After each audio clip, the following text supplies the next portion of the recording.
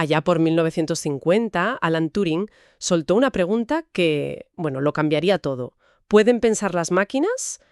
Una pregunta con una audacia increíble para su tiempo, ¿no? Totalmente. Hay que pensar en la tecnología de la época.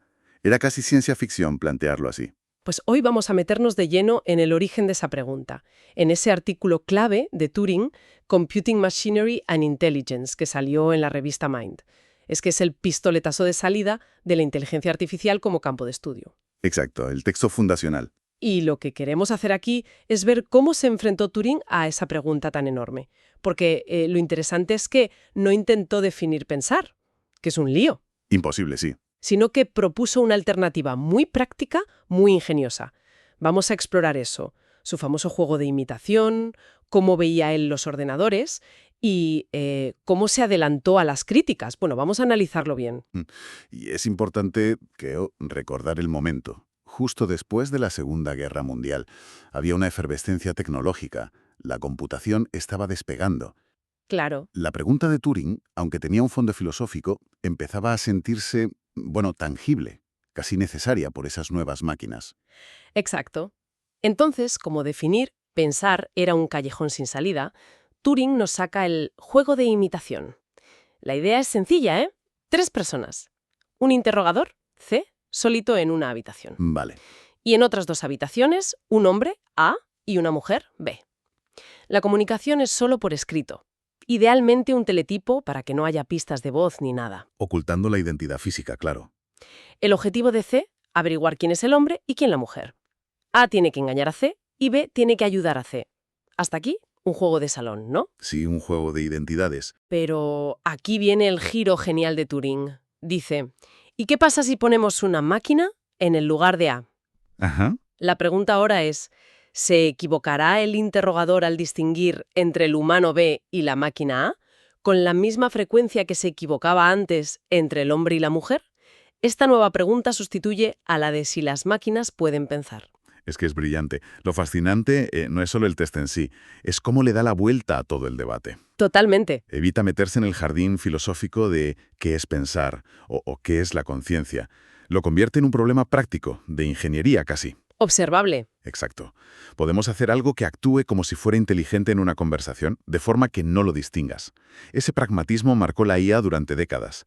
Y lo de quitar el cuerpo, pues elimina prejuicios. Da igual si es metal o carne, lo que importa es la conversación. Y para que veamos que no era un test superficial, Turing pone ejemplos, no solo hacer sumas, que ahí sugiere que la máquina podría hasta fingir que duda o se equivoca un poco para ser más humana, Curioso eso, sí. como al sumar 34.957 y 70.070 y 64, sino también cosas creativas, como escribir un soneto sobre un tema, Vaya. o responder preguntas sobre ajedrez. Estrategia pura. Cubre bastante espectro, ¿eh? Sí, sí. Creatividad, cálculo, estrategia.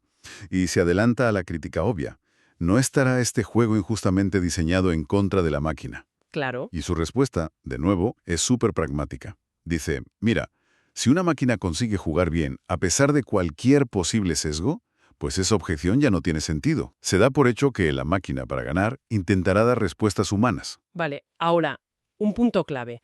Cuando Turing habla de máquina, ¿a qué se refiere exactamente? Porque él mismo lo aclara, ¿no? Sí, lo acota muy bien. Habla específicamente de ordenadores digitales. Deja claro que no está pensando en hombres nacidos de la manera usual, o sea, nosotros, Claro. ni en creaciones biológicas raras. Se centra en los ordenadores digitales porque, en ese momento, eran esas máquinas las que estaban impulsando toda la idea de máquinas pensantes, Tenía sentido centrarse ahí. y describe su estructura de una forma muy clara, conceptualmente. Habla de un almacén, store, la memoria como el papel, donde apunta un calculador humano. Vale. Una unidad ejecutiva, Executive Unit, que hace las operaciones una por una. Y un control que se asegura de que las instrucciones se siguen en orden. Es la analogía del computador humano, esa persona que sigue reglas fijas sin salirse. Y menciona cómo funcionan, con instrucciones codificadas en números. Algo tipo, coge el número de la dirección X, súmalo al de Y, guarda el resultado en Y. El lenguaje máquina básico. Y lo crucial, introduce las instrucciones condicionales. Si pasa esto, haz A. Si no, haz B. Y las de salto. Ahora vete a la instrucción Z. Eso es lo que permite hacer bucles, tomar decisiones, La lógica del programa. Usa una analogía muy simpática. La nota que una madre deja a su hijo Tommy para que vaya al zapatero cada mañana a ver si están sus zapatos y que solo vuelva a casa cuando le digan sí. Es genial. Y es muy significativo que mencione a Charles Babbage y su máquina analítica del siglo XIX. Un precursor mecánico. Exacto. Lo usa para recalcar algo fundamental. Que los ordenadores de su época fueran eléctricos era casi secundario. Lo importante era la lógica, la capacidad matemática de seguir instrucciones. El soporte físico, mecánico, eléctrico o, quién sabe, químico o acústico no era lo esencial. La función sobre la forma. Eso es. La equivalencia funcional. Y estos ordenadores, Turing los mete en la categoría de máquinas de estados discretos, o sea, sistemas que van a saltos de un estado definido a otro, como un interruptor, o encendido o apagado, sin puntos intermedios. Es una abstracción, claro. La física real es continua, pero es útil para entenderlos. Y aquí subraya algo que debió ser alucinante en 1950, la cantidad de estados posibles. Menciona la máquina de Manchester y calcula algo así como 10 elevado a 50.000 estados. Una burrada. Astronómico. Y relaciona esto con la capacidad de almacenamiento, que viene a ser una medida de esa complejidad, el logaritmo en base 2 del número de estados. Vale. Pero la propiedad que lo cambia todo es la universalidad. A ver si lo explico bien. Turing habla de la idea de un ordenador digital universal, una máquina teórica, pero que los ordenadores reales intentan ser. Ajá. Que con suficiente memoria y velocidad puede imitar a cualquier otra máquina de estados discretos. Es como una máquina camaleónica. Le das las reglas del ajedrez, juega al ajedrez. Le das las del Go, juega al Go. O sea, que el hardware... Exacto. El hardware pasa a un segundo plano frente al software. Una sola máquina física, bien programada, podría, en teoría, cualquier cálculo imaginable. Maya. ¿Eso ya en 1950? Y claro, esto nos devuelve a la pregunta del principio, pero ya transformada. Claro. Ya no es la vaga ¿pueden pensar las máquinas? Es algo mucho más concreto. ¿Podemos programar un ordenador digital universal, con memoria y velocidad suficientes, para que juegue al juego de imitación tan bien que un humano no lo distinga de otro humano? Mucha más manejable, ¿verdad? Y con esa base, Turing se moja. Hace una predicción muy concreta en 1950. Dijo que creía que en unos 50 años, o sea, para el año 2000... Ay, es nada. ¿Sería posible programar ordenadores? Calculaba una capacidad de unos 109 bits, 1.000 millones, una pasada para la época, para que jugaran al juego de imitación tan bien que un interrogador humano normal, tras 5 minutos, no acertaría a identificar la máquina más del 70% de las veces. Una predicción muy específica. ¿Acertó o no? Bueno, eso es otro debate. Desde luego. Y añade su opinión personal.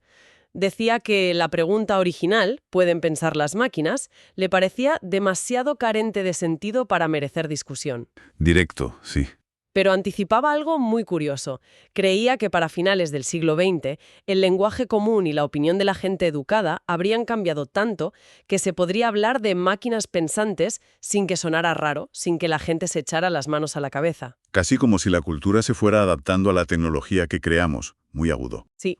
Y me gusta su honestidad. Lo presenta como creencias, como conjeturas, no como hechos probados. Totalmente. De hecho, defiende el papel de las conjeturas en ciencia.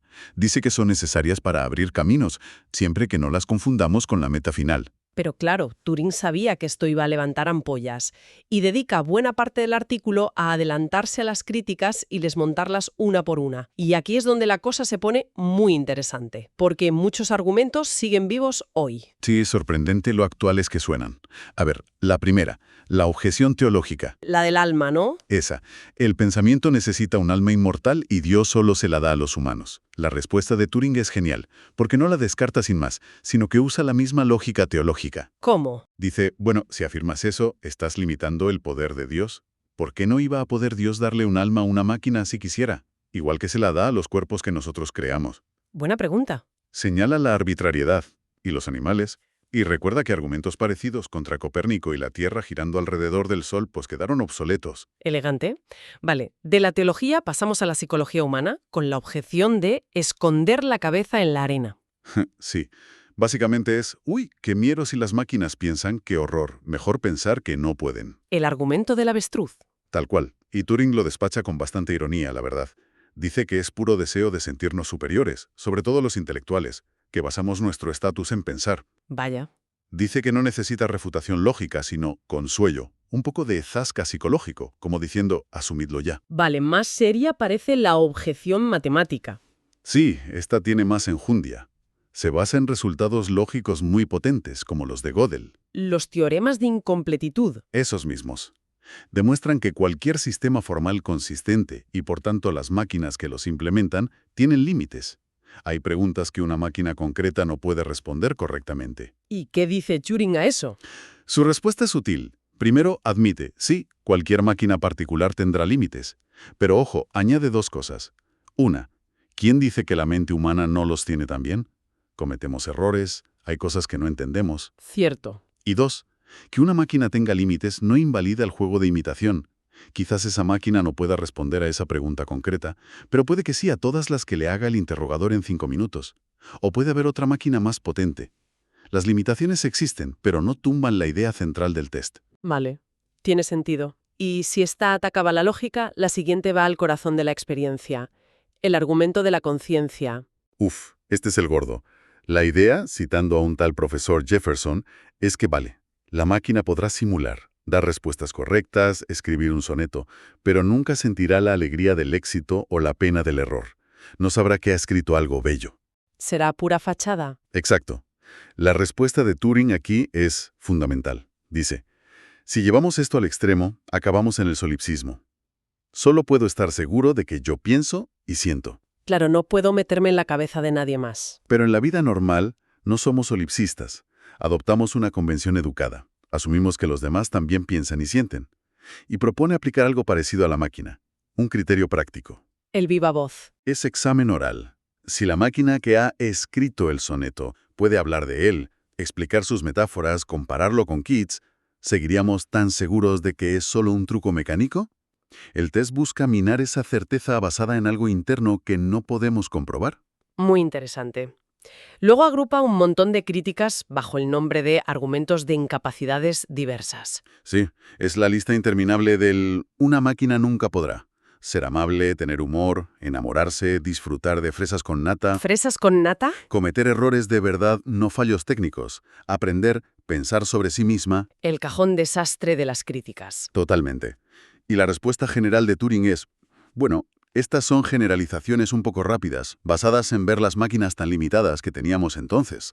Casi no tenían memoria. Claro, es que no es comparable. Sobre los errores, distingue muy bien entre errores de funcionamiento, se estropea, y errores de conclusión, se equivoca. Las máquinas ideales no tienen los primeros, pero sí pueden tener los segundos. Incluso pueden fingirlos para el juego. Ah, claro. Y sobre pensar sobre sí misma, dice que una máquina que analiza su propio código o que predice qué pasará si cambia sus reglas, ya está, en cierto modo, reflexionando sobre sí misma. Le da la vuelta. Y queda la objeción histórica, la de Lady Lovelace sobre la máquina de Babbage. Sí, la frase mítica. La máquina analítica no pretende originar nada. Solo hace lo que le ordenamos. Que se usa mucho para decir que las máquinas no son creativas. Exacto. Turing está de acuerdo con otro científico, Hartree, en que Lovelace, aunque fue una visionaria, no podía imaginar todo lo que saldría de ahí un siglo después. Una máquina universal, bien programada, quizás con algo de azar o aprendizaje, podría dar resultados que nos parecieran originales. ¿No estaba todo escrito en el siglo XIX? De hecho, Turing confiesa que las máquinas de su época ya le sorprendían a él, con cálculos complejos que daban resultados inesperados. La idea de que una máquina nunca nos sorprenderá la ve como una falacia. Creemos entender todas las consecuencias de las reglas que ponemos, pero no es así. Vale, después de defender su propuesta, Turing mira al futuro. ¿Cómo construir esa máquina que pase el test? Y su idea es rompedora. Crear máquinas que aprenden. Sí, aquí se pone futurista total. Usa otra analogía genial, la de la piel de cebolla.